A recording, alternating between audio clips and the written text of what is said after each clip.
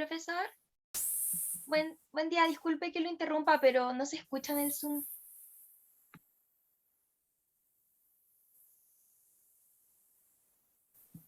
No se le escucha, profe.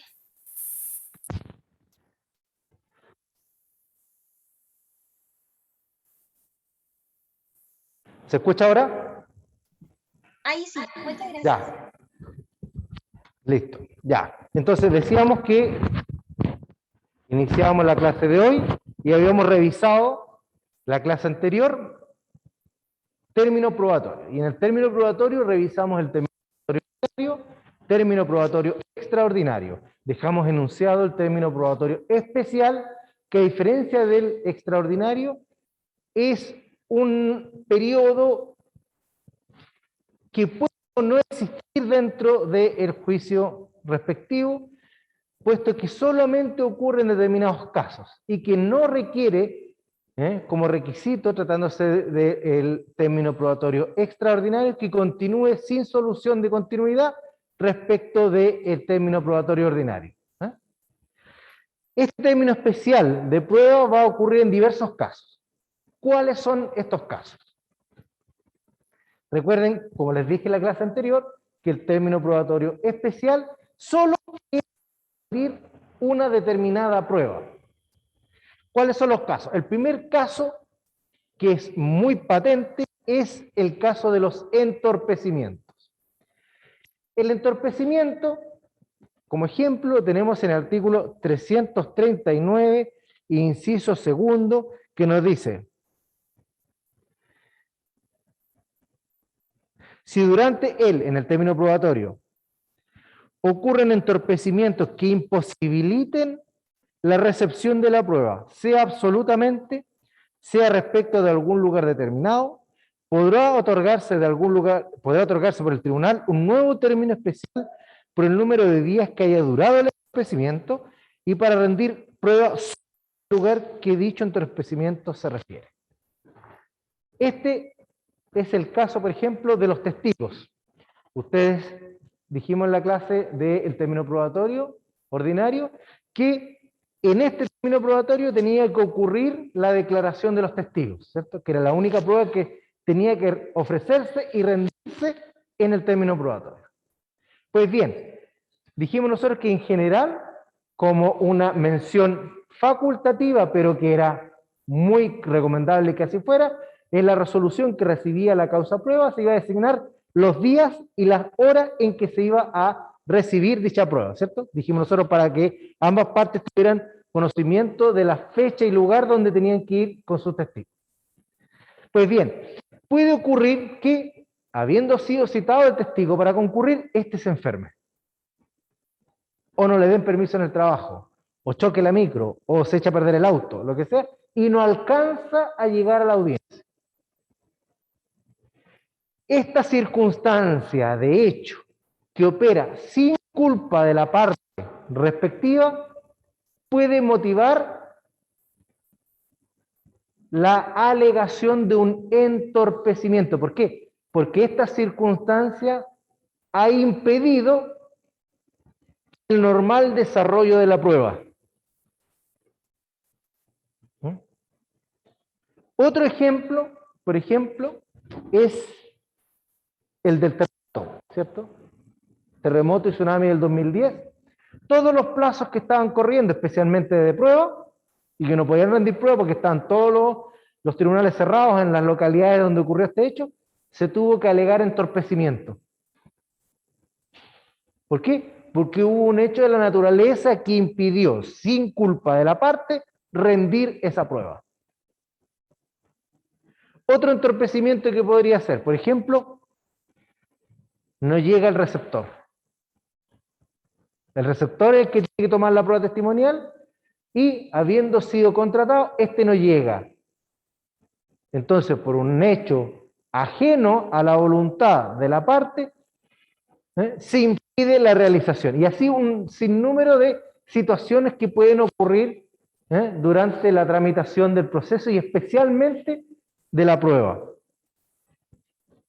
¿Por qué? Porque el entorpecimiento es un hecho que motiva el término especial de prueba, pero el entorpecimiento no solamente es relativo a la prueba, sino que también puede ser alegado para la imposibilidad de realización de una gestión procesal, y que incluso se encuentra regulado especialmente en la ley de tramitación electrónica, de la modificación del código a través de la ley 21.394, que sostiene que, por ejemplo, la caída de la señal de internet que impida la realización de una audiencia o un alegato puede pedir entorpecimiento, o eventualmente podría esperar hasta reactivar el sistema, siempre que sea sin culpa de la parte respectiva. Por lo tanto, este entorpecimiento se da en muchos aspectos, pero en este caso estamos viendo respecto de la prueba. Ahora, ocurrido el hecho, ¿qué oportunidad? Es decir, ¿cuál es el plazo en que tenemos nosotros como litigantes afectados por este entorpecimiento para alegarlo? Porque nosotros tenemos que alegar el entorpecimiento y solicitar nuevo día y hora en razón de este entorpecimiento. Este entorpecimiento va a ser solicitado apenas cese la ocurrencia del hecho y dentro de tercero día. O sea, si no va el testigo, tienen 3 días para presentar entorpecimiento. ¿Mm? ¿Cómo se tramita?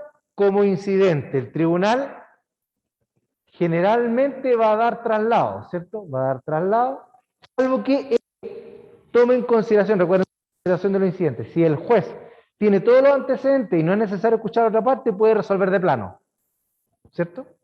Ahora, si no tiene todos los antecedentes, va a conceder traslado a la contraria, quien a su vez va a tener para evacuar el traslado. Y si el tribunal no se encuentra en condiciones de resolver porque no tiene los antecedentes, va a recibir el incidente a prueba. Incidente a prueba que implica un término probatorio de 8 días, con la posibilidad de presentar una lista de testigos para ese entorpecimiento dentro de segundo día. Además, una vez vencido este término probatorio, se haya verificado la prueba o no, se va a resolver este incidente, ¿cierto? Así se va a tramitar este incidente de entorpecimiento. En general, los tribunales, con los antecedentes que se acompañan a la solicitud, van a resolver de plano, pero puede darle tramitación incidental. ¿Cuánto va a durar este término probatorio especial en la medida que el tribunal lo conceda? La ley nos dice que va a conceder el número de días que haya durado este entorpecimiento. Por lo tanto, el juez puede decir, sabe que el entorpecimiento fue respecto de todos los testigos, ¿por qué? Porque se incendió el tribunal. Por lo tanto, vamos a tener que el impedimento duró 10 días y habíamos designado 5 días para la prueba testimonial, 5 días. Porque el entorpecimiento se refiere a la oportunidad para rendir la prueba, ¿cierto? 5 días, 2 días, eso lo va a fijar el tribunal. Ahora bien, luego la ley es absolutamente clara en señalarnos que solo va a regir para el lugar, y lo que no dice la ley, pero también se ha agregado con la doctrina, y respecto de la prueba a la cual se haya alegado este entorpecimiento. Es decir, si faltan 2 testigos y nosotros alegamos el entorpecimiento de uno, es solamente para que ese testigo declare, no el otro, porque nos fue alegado el entorpecimiento a su respecto. Y si hay entorpecimiento porque se cortó la luz y no hay sistema informático, por ejemplo, para rendir la prueba en el tribunal, pero había un exhorto que se estaba tramitando en Punta Arenas, el término probatorio especial es solo para el testigo que iba a declarar en el tribunal que está sin luz y no en el que estaba en Punta Arenas, y viceversa. Es decir, solo respecto de la prueba a cuyo relación se refiere esta prueba que no se pudo rendir por este hecho ajeno a la culpa o a la responsabilidad de la respectiva parte. Entonces aquí tenemos el primer gran ejemplo de un término probatorio especial. El segundo, que es el haber acogido la apelación del auto de prueba. Le puse yo por comillas porque acuérdense que se llama sentencia interlocutoria que recibe o resolución que recibe la causa prueba. Ya. También se refiere el artículo 339, pero esta vez en el inciso final. Ya. ¿Cuál es este caso? Pónganme atención para que lo entiendan. De todas maneras lo van a leer en el 339 inciso final, pero para que lo podamos madurar. Dijimos nosotros que la resolución que recibe la causa prueba es una sentencia interlocutoria especial porque a su vez permite, aparte de la apelación que es directa, permite reposición, ¿cierto? Y la apelación entonces pasa a ser subsidiaria de la reposición. Nosotros tenemos esta resolución que recibe la causa prueba, nos notifican. Nosotros deducimos reposición con apelación en subsidio. El tribunal rechaza la reposición. Es decir, la resolución se mantiene. Concede la apelación, pero como es un incidente, la concede en el solo efecto devolutivo. Es decir, tiene que cumplirse, pese a que está siendo conocida por la Corte de Apelaciones. Por lo tanto, ¿qué dijimos nosotros? Que el término probatorio ordinario era un término común que notificado por cédula o desde que se resuelve la última reposición. Por lo tanto, al haberse resuelto esta reposición, empieza con el término probatorio igual, aun cuando nosotros lo hayamos apelado. ¿Por qué? Porque se concedió en el solo efecto devolutivo. Pues bien, entonces tenemos en primera instancia corriendo el término probatorio y nosotros nos vamos a segunda instancia y en segunda instancia vamos a discutir, por ejemplo, la agregación de un nuevo punto de prueba. Y la Corte dice, se acoge la apelación, se revoca la resolución de primera, agrega a la resolución que recibe la causa de prueba un nuevo punto de prueba. Pero la práctica, ¿qué nos dice? Que entre que sube la causa a la Corte de Apelaciones, se ve la causa, baja, se dicta el cúmplice en primera, el término probatorio ya pasó hace rato. Porque recuerden que son solo 20 días y en la Corte tienen para 6 meses. Entonces, ¿qué es lo que ocurre? La ejecución de la resolución está incompleta porque solamente se ejecutó la original, pero como se agregó un nuevo punto de prueba, quedamos con ese punto de prueba sin rendir. Entonces, una vez llegado esta resolución al tribunal y dicta el cúmplice, el tribunal, ¿qué es lo que tiene que hacer? Disponer un término especial de prueba para efecto de acreditar ese hecho o ese punto de prueba agregado por la Corte. Ese es el caso del artículo 339. ¿Por qué? Es en el evento en que la Corte acoja esta apelación. ¿Por qué?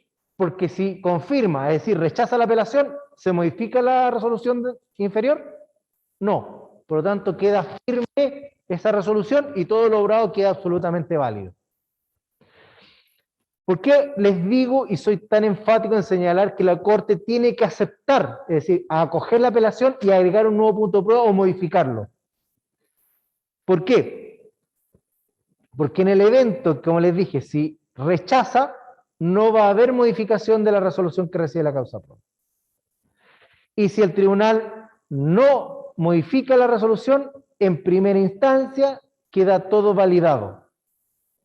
Ahora, si el tribunal acoge, la Corte de Apelaciones acoge, pero elimina un punto de prueba, no hay término especial de prueba. ¿Por qué? ¿Me siguen o no? ¿Por qué creen ustedes que no va a haber término especial de prueba?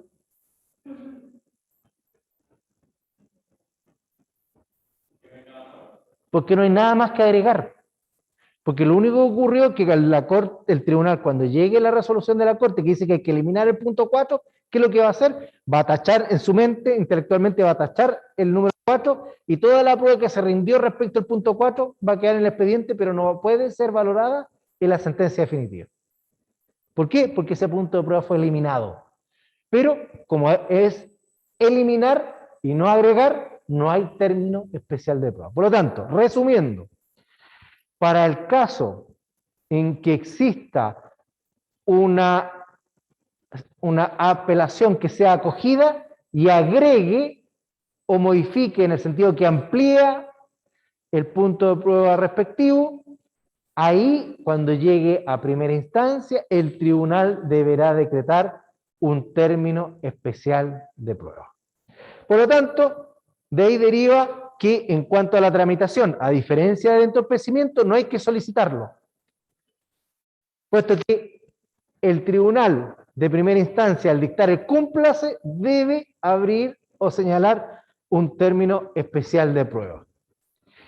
¿Cuál es la duración de este término especial de prueba? A diferencia del entorpecimiento, que era fijado por el juez, y el parámetro estaba dado por el número de días que había durado este entorpecimiento, en materia de la apelación acogida, el tribunal fijará libremente los días del término especial de prueba, con una limitación que no puede ser superior a 8. ¿Qué les suena a ustedes? Que no puede ser superior al término probatorio de los incidentes. Porque el término probatorio de los incidentes es de 8 días. Entonces no puede superar estos 8 días. Ese es el segundo ejemplo de término probatorio especial. Como pueden ver, es solo respecto a este punto de prueba. Por lo tanto, no pueden, como se intenta a veces, no pueden que con la declaración de testigos que vayan a declarar respecto a este nuevo punto, entrar a complementar la declaración o extenderse a otros puntos de prueba, solamente respecto del punto de prueba que fue agregado por la Corte. Por eso es término especial. En el primer Profe, caso, ¿sí? disculpe una pregunta. ¿Sí? El número de días que no es superior a 8, ¿desde cuándo se empieza a contar? Que me perdí un poquito. Desde que el tribunal dicta, os abre este término especial de prueba y este se notifica por el estado diario. Ah, ok. Muchas gracias. Ya. Ese es el segundo caso. Tercer caso, el de los testigos. Se refiere el artículo 340, inciso segundo. Este no es el entorpecimiento. Este es el caso en que la prueba iniciada oportunamente no alcanza a terminar dentro del término probatorio. Vamos a aclarar este ejemplo. También hemos dicho que respecto a los testigos, la resolución que recibe la causa prueba es la que fija los días en los cuales estos deben declarar.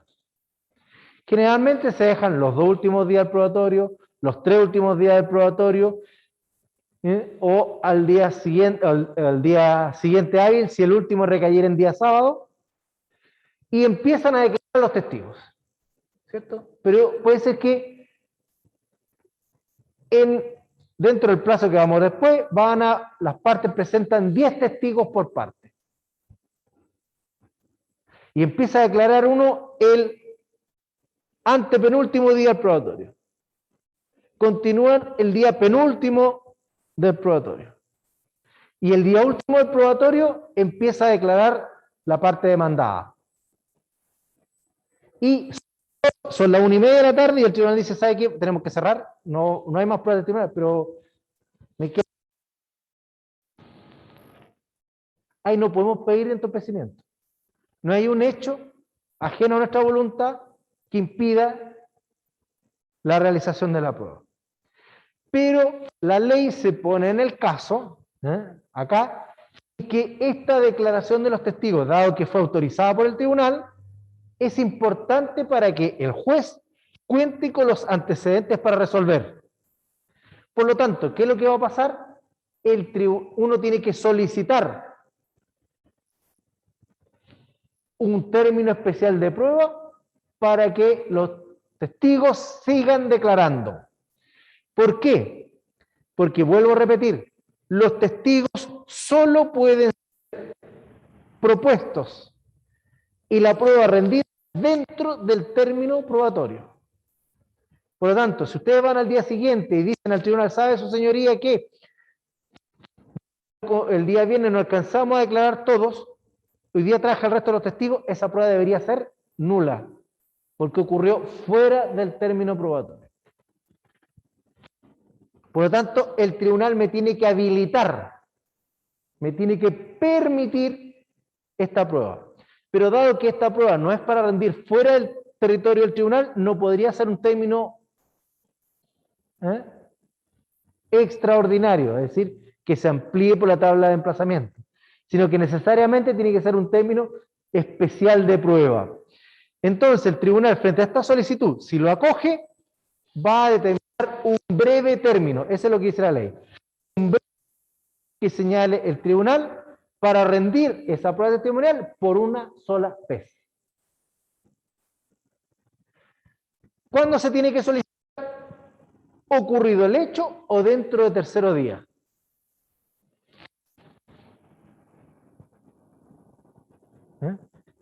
¿Cuándo va a ser ocurrido el hecho? Dentro del término probatorio, porque estamos hablando de la declaración de los testigos, o 3 días después de terminado.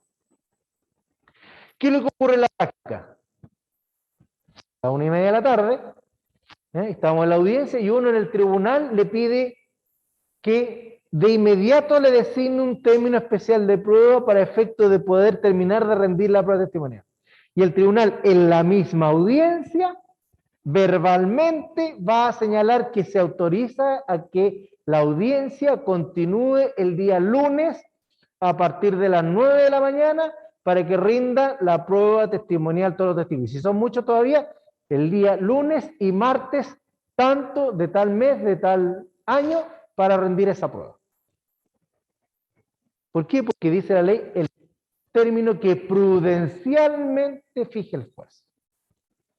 No tiene ningún parámetro. ¿Ya?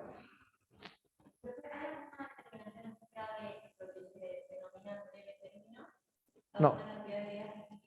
No, eso queda a absoluto criterio del juez. Ya. El cuarto ejemplo de término especial de prueba, que está señalado en el artículo 340, inciso final del Código de Procedimiento Civil. Este caso es el evento en que el juez no ha concurrido al tribunal.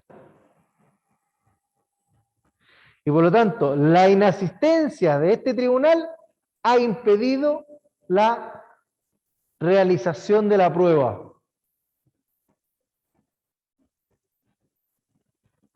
Por ejemplo, testimonial, por ejemplo, inspección personal del tribunal, etc. Una prueba en que él tiene que participar y no está, no llegó. ¿Por qué? Porque chocó, llegó tarde por un taco, lo que sea. Si no se realiza la prueba, el tribunal fijará un nuevo día y hora. Por eso se fija un término especial de prueba. ¿Por qué? Porque todas las pruebas tienen que ser rendidas hasta antes del vencimiento del término probatorio. Una vez terminado o vencido el término probatorio, no se puede rendir prueba. Por lo tanto, si fue el último día del probatorio, el juez dice, ¿sabe qué? Vamos a fijar el último día para la inspección personal del tribunal, y ese día se torció un pie, tuvo que irse a la clínica, y no pudo ir a la inspección personal, el tribunal va a fijar un nuevo día y hora. Y eso va a ser un término especial de prueba porque va a rendir la prueba que faltó.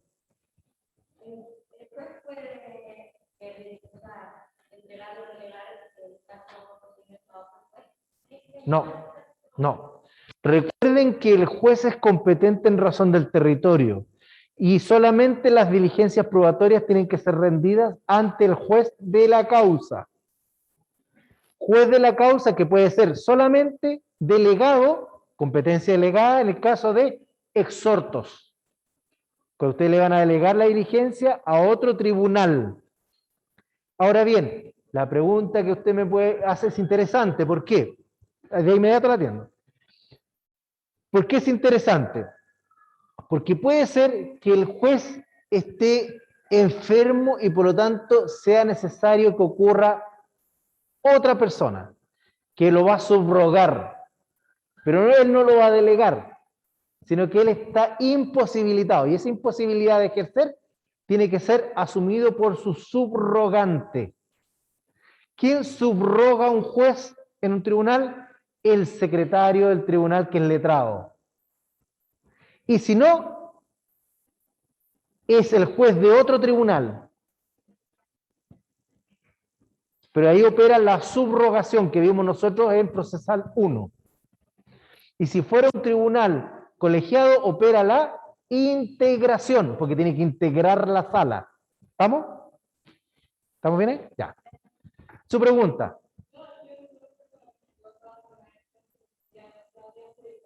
Claro. Este es para el caso en que ese día ocurrió algo, nada más.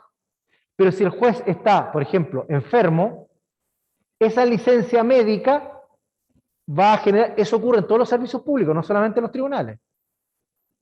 Cuando no está el jefe, en toda institución pública, especialmente en los tribunales, cuando no está el jefe, hay una persona designada en razón de su rango, en razón de su calificación, en razón de su grado,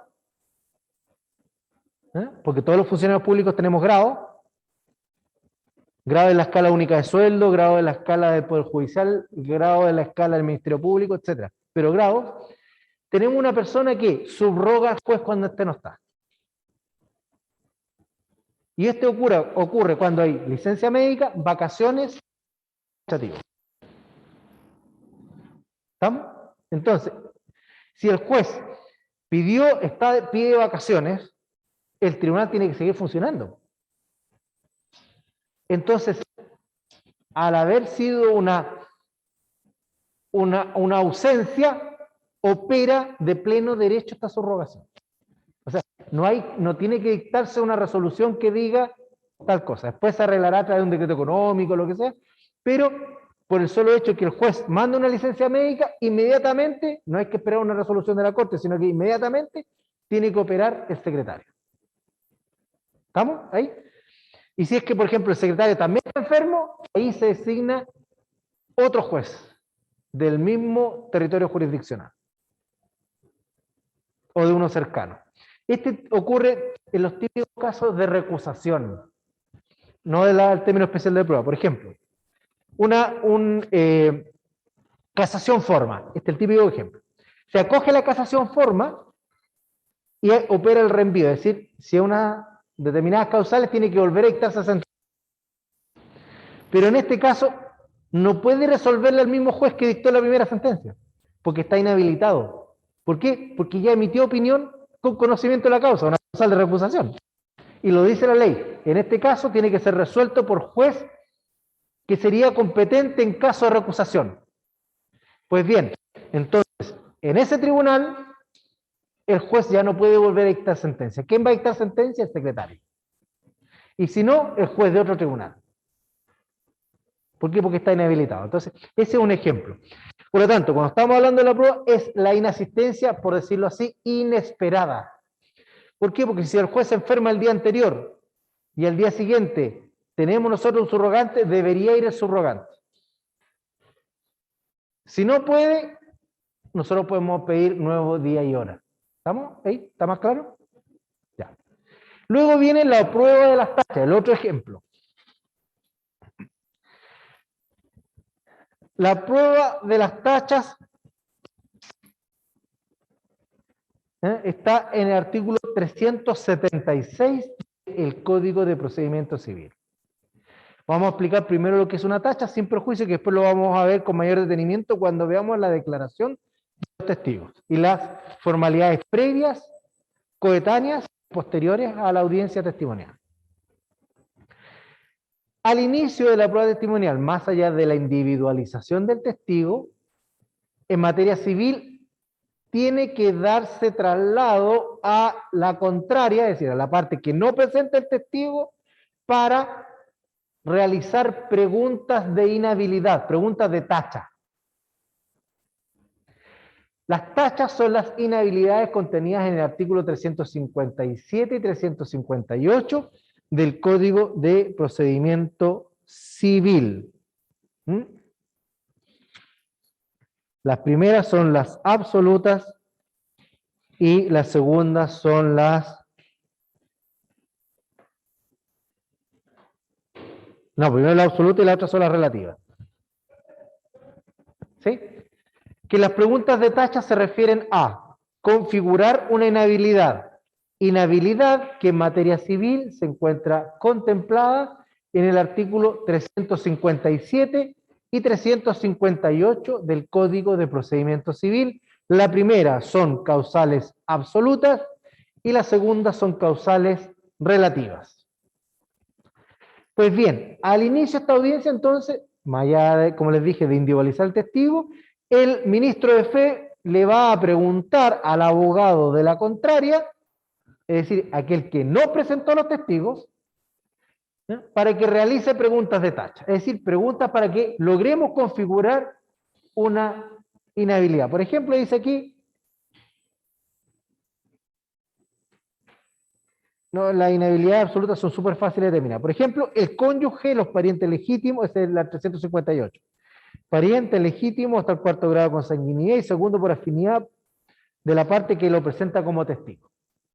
Entonces uno dice, muy buenos días, señor Juan Pérez, muy buenos días, señor abogado, le responde. Todo esto lo va escribiendo el receptor, ¿no? Para que diga, buenos días, no, eso no lo escribe. Para que diga el testigo si tiene algún vínculo de parentesco con la contraparte. Recuerden que el testigo está bajo juramento. Y si miente, comete falso testimonio en juicio, que es un delito. Y eso cuando uno ve que el testigo es medio trucho, entonces uno le dice, señor receptor, le solicito que le lea el artículo, ya ni me acuerdo del artículo, el artículo del Código Penal que se refiere al delito de perjurio. Entonces el receptor saca el código y empieza a leer y ahí empieza a sudar el testigo porque sabe que si miente, si después uno pide un certificado de nacimiento, matrimonio y empieza a configurar la malla familiar. Bueno, le pregunta al testigo, señor, para que diga el testigo si tiene algún vínculo de parentesco con la parte que lo presenta. Para que diga el testigo si tiene algún vínculo con la parte que lo presenta. Señor testigo, para que diga usted, ¿tiene algún vínculo con la parte que lo presenta? Y el testigo le dice, sí, podría ser. Sí, podría. El señor abogado respondió, sí, podría ser.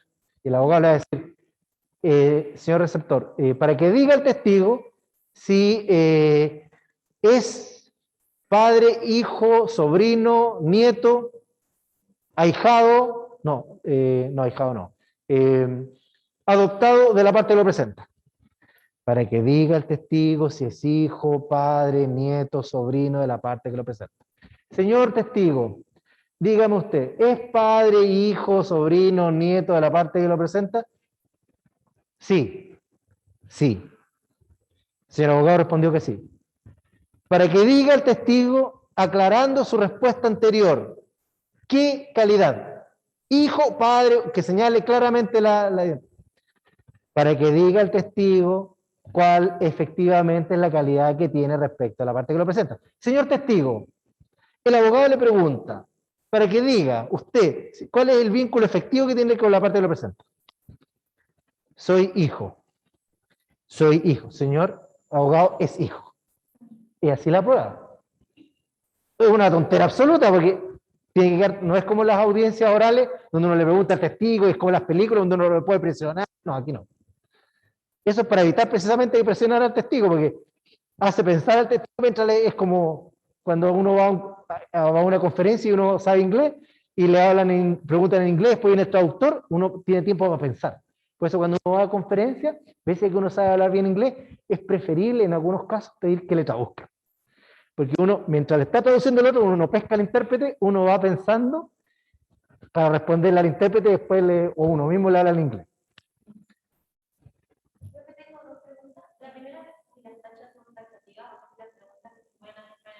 Las preguntas son casi infinitas, pero las tachas están acá.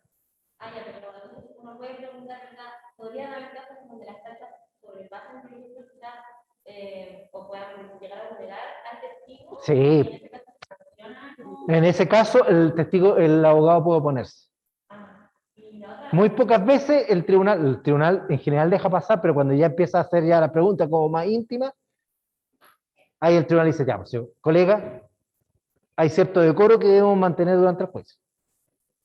Y la otra pregunta que le quería hacer era cuando hay un testigo inhabilitado, que se declara inhabilitado por las fachas que están establecidas en el juego, luego esa parte o la parte del juicio que pierde el testigo, ¿tiene derecho a como reponer el testigo o se le sanciona perdiendo? No es una sanción, sino que pierde el testigo, ¿no? Ay, no puede avanzar plazo. No, porque usted ya presentó la lista de testigos antes. Entonces, vamos a ver que la lista de testigos se presenta los primeros 5 días.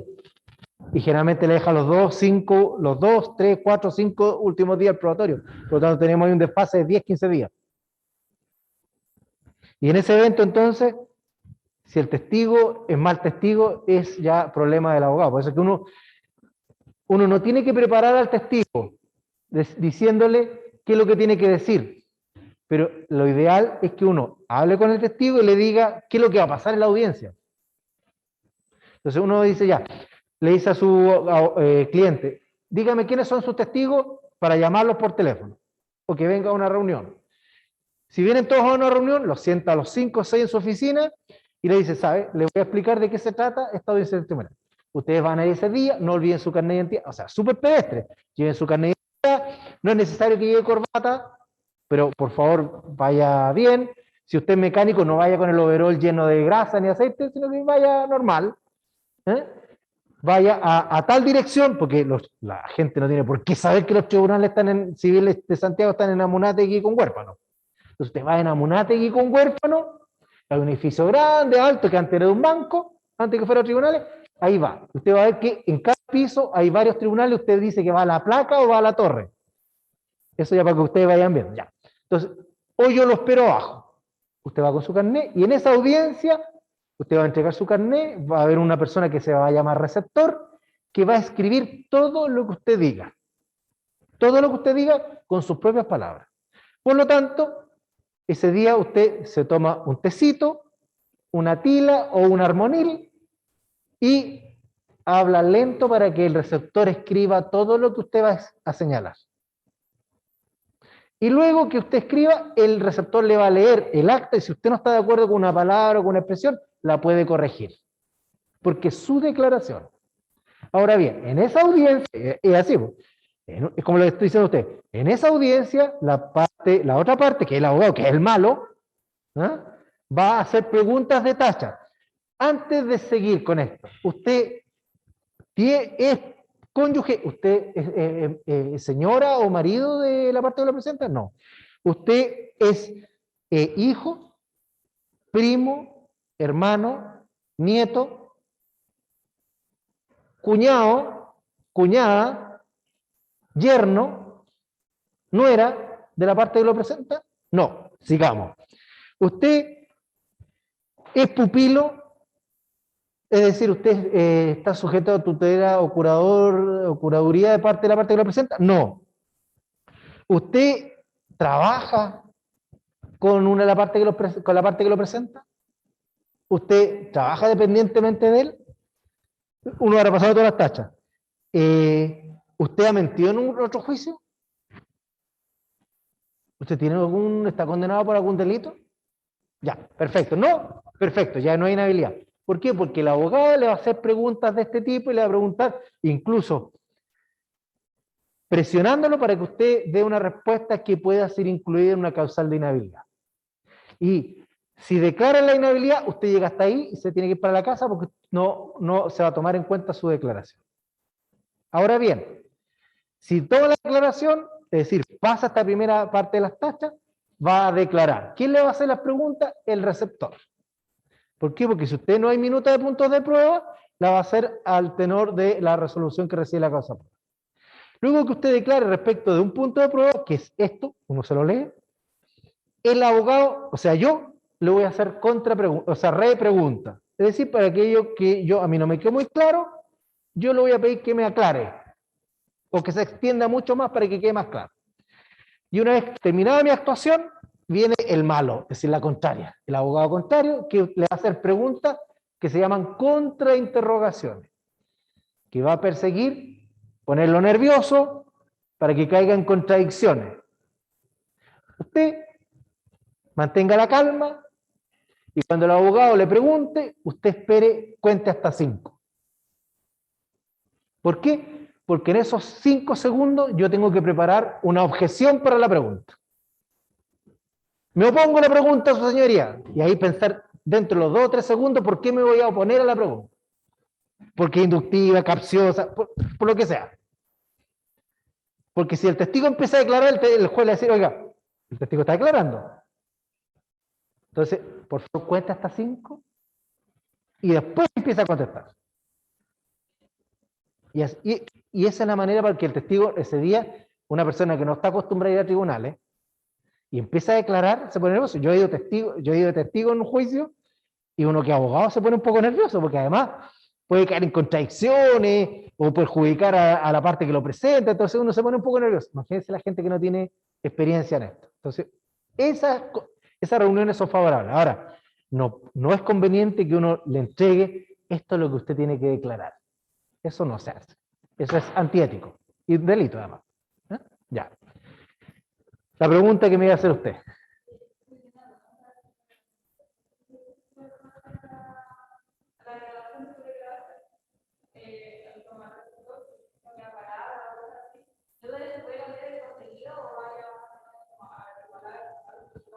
No, puede cambiar el contenido. Porque, exactamente, va a decir, me equivoqué porque no fue el día 17 de la tarde, sino que fue el día 18 de la tarde. ¿Eh? Y no andaba de camisa roja, sino que andaba de camisa celeste. Eso lo puede cambiar porque en la declaración se puede perder. Por eso es que es importante que lea la declaración. ¿Mm? Y es importante por eso decirle al testigo que hable lento, que piense antes de responder. Eso. Nada más que eso. Son las instrucciones que le da el testigo. Ya. Entonces, toda esta cuestión era para aplicar la tacha. Ya. Entonces, ocurrida la tacha, si es un hecho evidente, el tribunal la va a coger de inmediato. Y por lo tanto, va a impedir la declaración del testigo. Pero, si la tacha no es tan clara en cuanto a los hechos, el tribunal va a generar el incidente, porque en toda tacha va a oponer la tacha, la pregunta, es decir, su señoría, opongo la tacha indicada en el artículo 358, número 1 del Código de Procedimiento, porque bla, bla, bla, bla, bla, bla, bla, bla, bla, bla, bla, bla, y bla, bla, bla. Entonces el tribunal, que va a estar el ministro Félix, decir, traslado a la otra parte. Yo pido que la tacha sea rechazada con expresa condenación en costa, condena en costa, en razón que bla, bla, bla, bla, bla, bla, bla, bla, bla, bla, bla, bla. Y el tribunal, en ese caso, puede recibir la tacha a prueba. Y se dice, se abre un término, ¿tiene prueba? No, se va a abrir un término especial de prueba, sin perjuicio de lo cual declara el testigo. El testigo va a declarar, pero va a quedar sujeto a la decisión de la tacha. ¿Y cuándo se va a resolver esa tacha? En la sentencia definitiva. Pero, si esta prueba, recuerden que es un incidente, y por lo tanto, si es un incidente, ¿cuál es el plazo del término probatorio incidental? Dijimos, 8 días. Por lo tanto, se nos pasó el término probatorio. ¿O no? Si dijimos nosotros que los últimos últimos días del probatorio, si fue al testigo el último día, ¿cómo va a ser 8 días si se venció el término probatorio el mismo día? Entonces, para rendir la prueba de tacha, el tribunal fija este plazo, un término probatorio especial, solo para rendir la prueba respecto de la tacha deducida respecto de este testigo. Por eso que es un término especial de prueba. Y duración, el plazo que fije el tribunal, no superior a 10 días más el término extraordinario. Aquí hay una diferencia que los casos anteriores. Porque aquí pueden ser máximo 10 días más la tabla de emplazamiento. Por ejemplo, pedir la declaración de un testigo en Punta Arenas. En ese caso serían, si el tribunal fija 10 días, va a ser 10 días más X, que es el número de días que determina la tabla de emplazamiento para rendir la prueba en Punta Arenas. Otro ejemplo, la retractación de la confesión, que está en el artículo 402, incisos segundo y tercero del Código de Procedimiento Civil. El puede retractarse de la confesión. Vamos a ver cuándo. En ese caso, cuando ocurra en virtud de un error de hecho del confesante, el tribunal podrá entonces pedir o autorizar la retractación. Y eso también es un término especial de prueba. Y finalmente, ¿sí? La retractación. El confesante. Porque él se va a retractar, es decir, va a modificar su declaración porque cometió un error de hecho. Ya. Y luego las medidas, finalmente las medidas para mejor resolver. ¿Por qué? Las medidas para mejor resolver ocurren solo cuando el tribunal ya ha citado a las partes a oír sentencia. Es decir, dentro de la cronología del proceso ya terminó o concluyó el término probatorio. Venció este término probatorio. Y además ocurrió un plazo de observaciones a la prueba. Y después de concluido este plazo para hacer observaciones a la prueba, el tribunal ahí recién va a citar a las partes y sentencia. Y una vez citadas las partes y sentencia, donde no se puede presentar escrito ni prueba alguno, el tribunal de oficio puede ordenar medidas para mejor resolver. Y para rendir estas medidas para mejor resolver, puede fijar un término especial de prueba, que no puede ser superior a 8 días.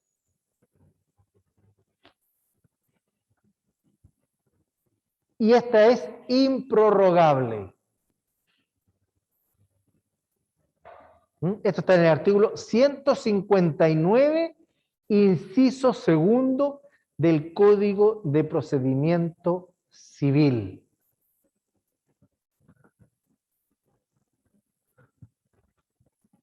Y esos son los casos de término especial de prueba. Como pueden ver, entonces, con esto confirmamos que en estos casos el plazo es generalmente fijado por el tribunal para la realización de cierta y determinada prueba. No es para todas las pruebas como ocurre el término probatorio ordinario y el extraordinario. Ya.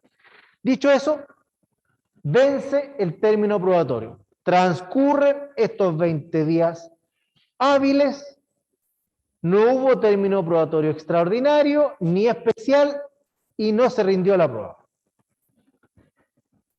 Luego de vencido el término probatorio, nace un plazo a las partes que es de 10 días hábiles, 10 días hábiles, para hacer observaciones a la prueba.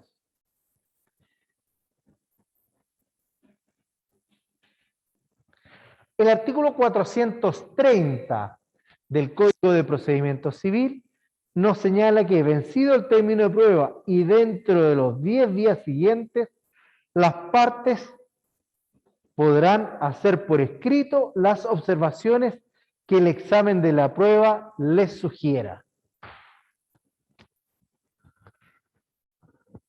Este escrito de observaciones a la prueba es infrautilizado por los abogados, porque implica mucho trabajo.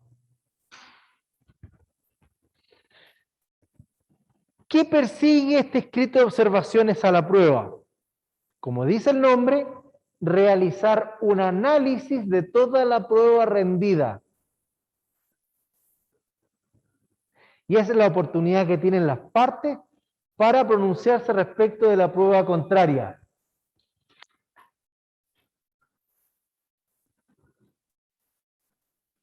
Entonces, este escrito de observaciones a la prueba generalmente va a iniciar diciendo: el tribunal recibió la causa de prueba y fijó como hechos sustanciales pertinentes y controvertidos aquellos que rolan a fojas tanto, de fecha tanto, y van a copiar los puntos de prueba.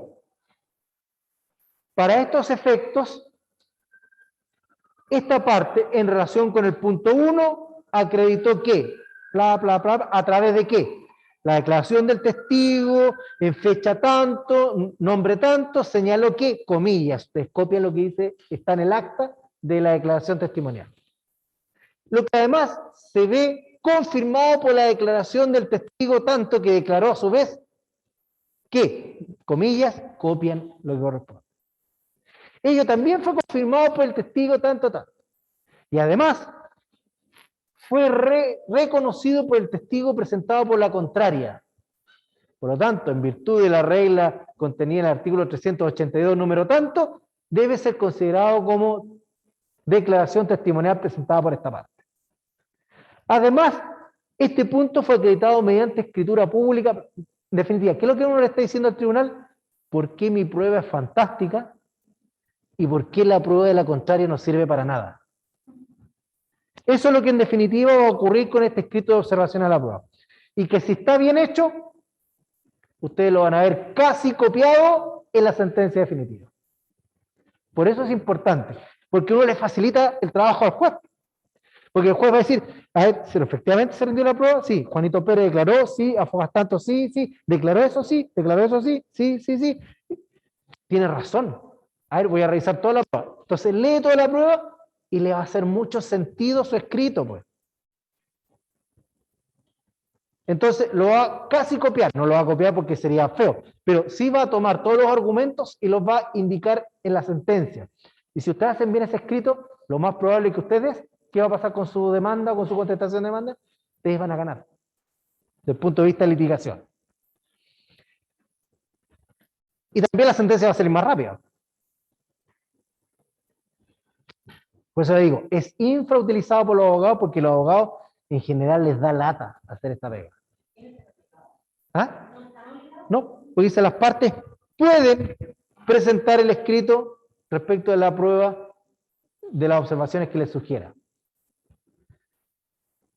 Pues lo que sí tiene que pasar es que tienen que transcurrir esos 10 días. Transcurridos estos 10 días, el tribunal citará a las partes a oír sentencia de conformidad con el artículo 432 del Código de Procedimiento Civil, que señala: vencido el plazo que se refiere al artículo 430, el de las observaciones a la prueba, si hayan o no presentado escritos y existan o no diligencias pendientes, el tribunal citará a las partes a oír sentencia. Recuerden que dijimos nosotros que había unos plazos corriendo desde el término probatorio que no podía ser más allá de 8 días. Dijimos nosotros que se iba a regir la prueba de acuerdo a la regla de los incidentes, no más allá de 8 días. Y que la prueba en algunos casos podía darse, por ejemplo, la prueba de la tacha de los testigos, máximo 10 días, ¿cierto? Entonces, eso coincide con más o menos el plazo de la observación a la prueba. Por lo tanto, el tribunal, transcurrido estos 10 días, va a citar a las partes de sentencia. ¿Qué pasa si hay prueba que está dando vuelta todavía, mediante exhorto o lo que sea? Eso se va a agregar apenas llegue.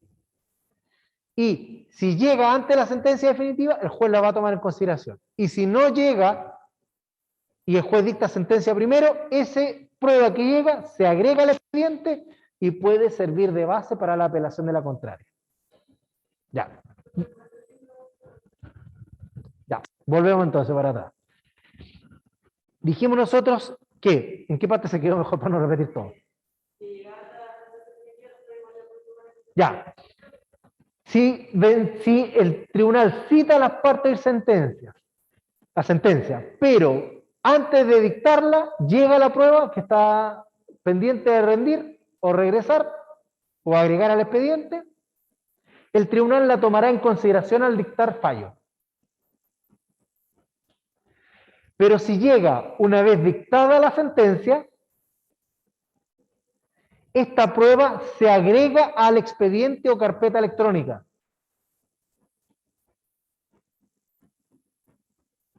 Y esa prueba podrá servir de base para la apelación de la contraria. ¿Ahí está? Ya. Incluso debe ser considerada por la Corte cuando vea la apelación. Porque aun cuando se generó, o sea, llegó una vez vencido el término probatorio, fue ordenada dentro del término probatorio. O a través de un término especial de prueba. Ya. Entonces, transcurridos estos 10 días de observación a la prueba, háyanse presentado estos escritos o no, puede ser que es voluntario. Y, aun cuando existan diligencias pendientes, el tribunal va a citar a las partes a oír sentencia.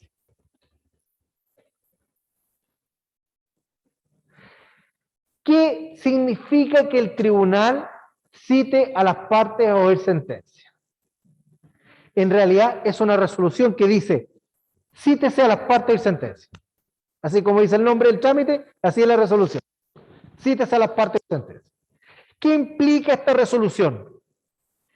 Implica que el tribunal cierra el debate. No hay más discusión al respecto. Por lo tanto, no se puede presentar escrito ni agregar documento o prueba alguna, salvo aquella que haya sido ordenada y que estaba pendiente de llegar, ¿cierto? Pero no puede ser decretada nueva prueba.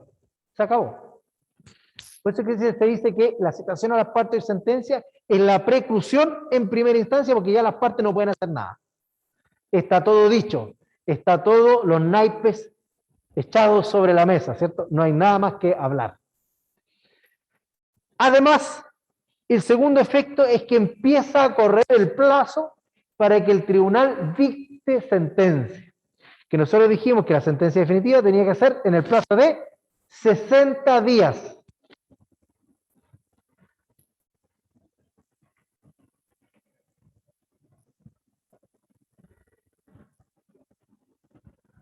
¿Eh? 60 días. Que es no fatal. Por tanto, si el juez dicta sentencia el día 61, es totalmente válida. Es totalmente válida, pero puede, el juez puede ser sujeto a medida disciplinaria. Ya. Constituye además un trámite esencial en primera instancia. Por lo tanto, si no se cita la parte de sentencia y se dicta la sentencia derechamente, la sentencia es nula. Artículo 768, número 9. En relación con el artículo 795,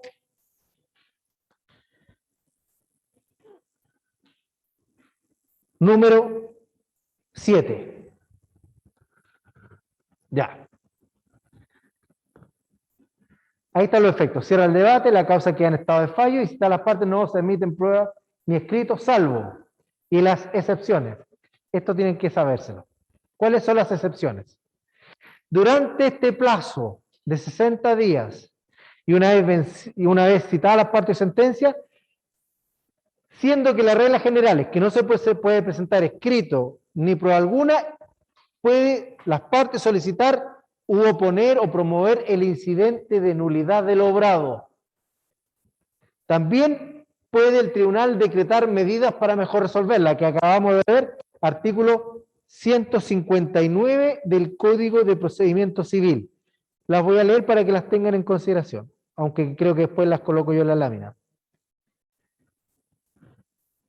159 son la agregación de cualquier documento que estime necesario para esclarecer el derecho de los litigantes, la confesión judicial de cualquiera de las partes sobre hechos que considere de influencia de la cuestión y que no resulten probados, la inspección personal objeto de la cuestión, el informe de peritos, comparecencia de testigos que hayan declarado en el juicio para que aclaren o expliquen sus dichos oscuros o contradictorios y la presentación de cualquier otros autos o procesos que tengan relación con el pleito. Solo esas son las medidas que puede decretar el juez. Además, pueden impugnar dentro de este periodo los documentos. Los documentos dijimos nosotros que podían ser impugnados, instrumentos públicos o privados. Y se puede pedir acumulación de autos, se puede pedir privilegio de pobreza, se puede desistir de la demanda y solicitar o decretar conciliación antes de dictar la sentencia. Todo eso puede ocurrir citadas las partes de sentencia. Solamente eso, nada más. ¿Estamos? Ya. La resolución que cita las partes de sentencia es inapelable. ¿Por qué digo que inapelable? Porque la citación a las partes de sentencia es una sentencia interlocutoria de segundo grado. ¿Por qué? Porque sirve de base para el pronunciamiento de una sentencia definitiva en este caso. Y dado que es una sentencia interlocutoria, la regla general es que proceda a apelación. Aquí la ley dijo que es inapelable, pero permite una reposición dentro de tercero día. Por ejemplo, el tribunal cita las partes de sentencia, uno dice reposición, ¿por qué? Porque han ocurrido 9 días no más. No 10 días del plazo para hacer observación a la prueba. Solo por una circunstancia de hecho.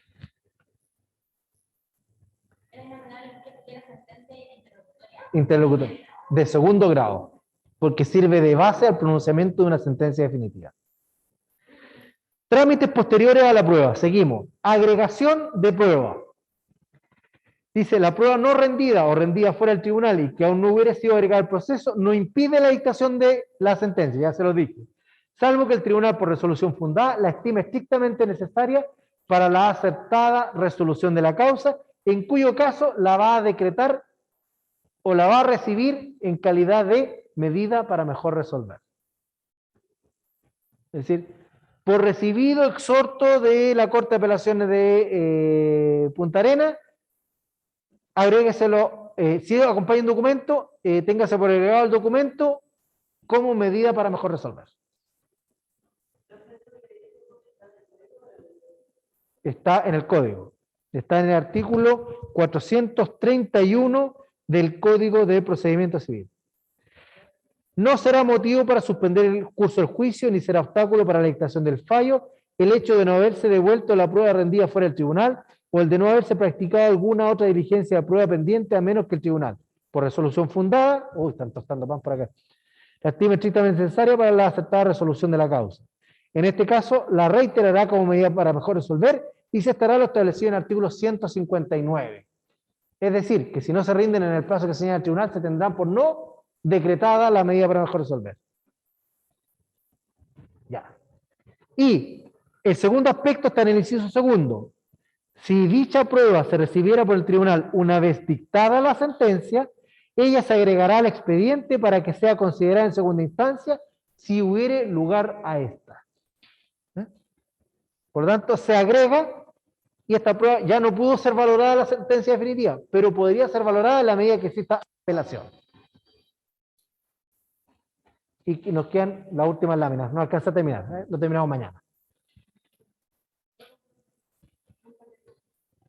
A ustedes que estén bien, nos vemos.